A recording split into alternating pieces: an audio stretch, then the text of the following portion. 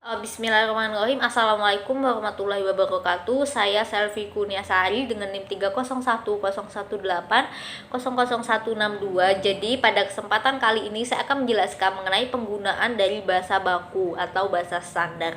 Nah, bahasa Indonesia baku sendiri merupakan salah satu ragam bahasa Indonesia yang bentuk bahasanya telah dikodifikasi, diterima dan difungsikan atau dipakai sebagai model oleh masyarakat Indonesia yang lebih luas. Nah, adanya bahasa standar atau bahasa baku itu tidak berarti bahwa bahasa baku itu lebih benar dan lebih baik dibandingkan bahasa yang tidak baku atau tidak standar.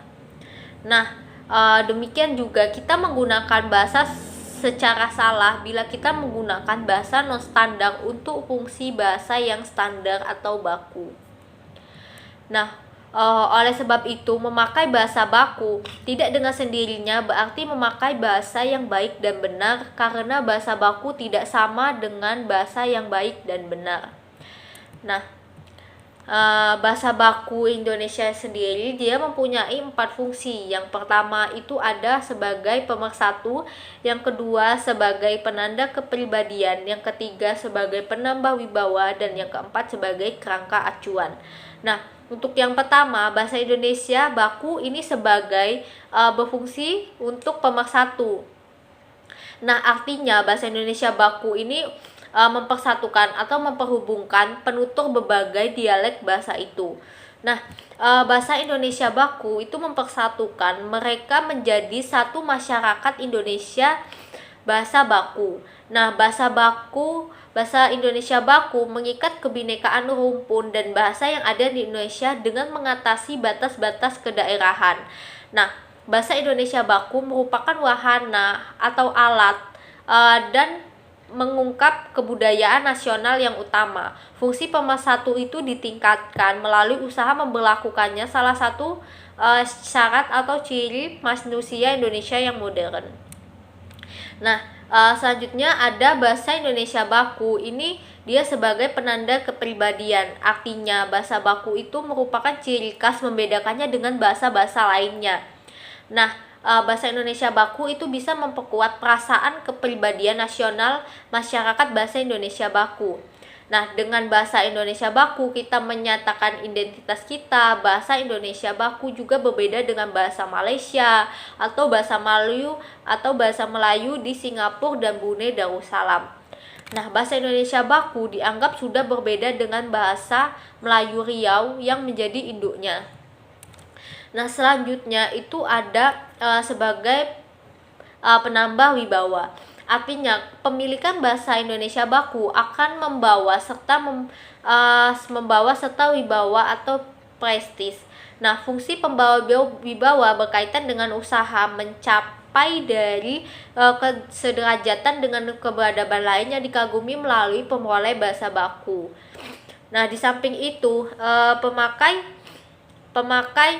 bahasa yang mahir berbahasa Indonesia baku dengan baik yang benar memperoleh wibawa di mata orang lain.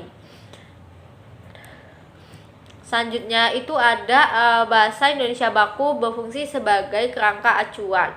Nah, bahasa Indonesia baku ini berfungsi sebagai kerangka acuan bagi pemakaiannya dengan adanya norma atau kaidah yang dikodifikasi secara jelas. Nah, norma atau kaidah bahasa Indonesia baku itu menjadi tolak ukur pemakaian bahasa Indonesia baku secara benar. Oleh karena itu, penilaian pemakaian bahasa Indonesia baku dapat dilakukan. Nah, norma atau kaidah bahasa Indonesia baku juga menjadi acuan umum bagi segala jenis pemakaian bahasa Indonesia yang menarik perhatian karena bentuknya yang khas, seperti bahasa ekonomi, bahasa hukum, bahasa sastra, bahasa iklan, dan lain-lain. Nah,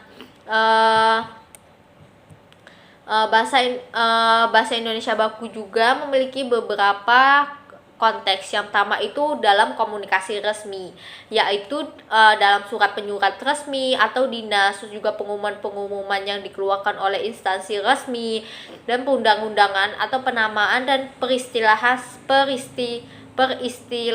resmi. Nah, yang kedua dalam wacana teknis.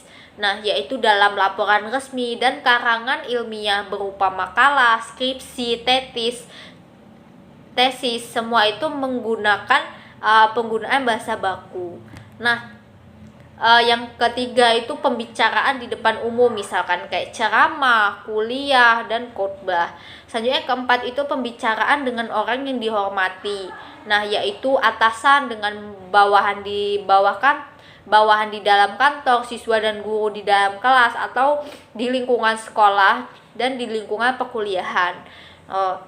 Jadi itu saja dari saya. Terima kasih. Mohon maaf apabila terdapat kekurangan. Wassalamualaikum warahmatullahi wabarakatuh.